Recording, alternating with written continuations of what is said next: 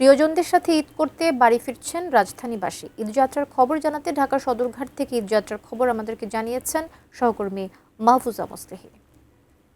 সড়ক পথ এবং রেলপথের পাশাপাশি এই মুহূর্তে কিন্তু সদরঘাটেও প্রচুর ভিড় রয়েছে এবং সকাল থেকেই আমরা লক্ষ্য করেছি যে সদরঘাটে লঞ্চ টার্মিনালগুলোর প্রতিটি পল্টনের সামনেই কিন্তু প্রচুর ভিড়।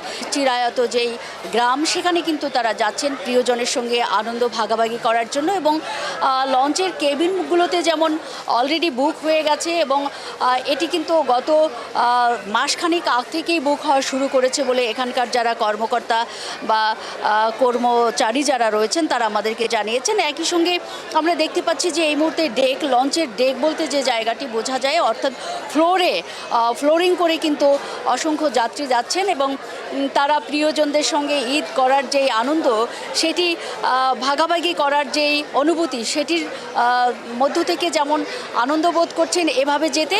একটি ফ্যামিলির সঙ্গে কথা হয়েছে যারা আসলে বেশ কয়েকজন কাজিন মিলে তারা একসঙ্গে যাচ্ছেন এবং তারা বাসা থেকে তাদের খাবার দাবার নিয়ে এসে একসঙ্গে খাচ্ছেন এবং বলছিলেন যে আসলে এই ঈদযাত্রাটা আসলে ঈদযাত্রার যেই আনন্দ সেটি তো আছেই, তার পাশাপাশি আসলে তারা বনভোজনের মতো একটি আনন্দ অনুভব করছেন। গত কয়েকবারই তারা বাসে গিয়েছেন এবং ইচ্ছে করেই এবারে আসলে নৌপথের যেই অনুভূতি বা ভ্রমণের আনন্দ সেটি পাওয়ার জন্যই তারা নৌপথে বেশি বেশি করে যাত্রা করছেন।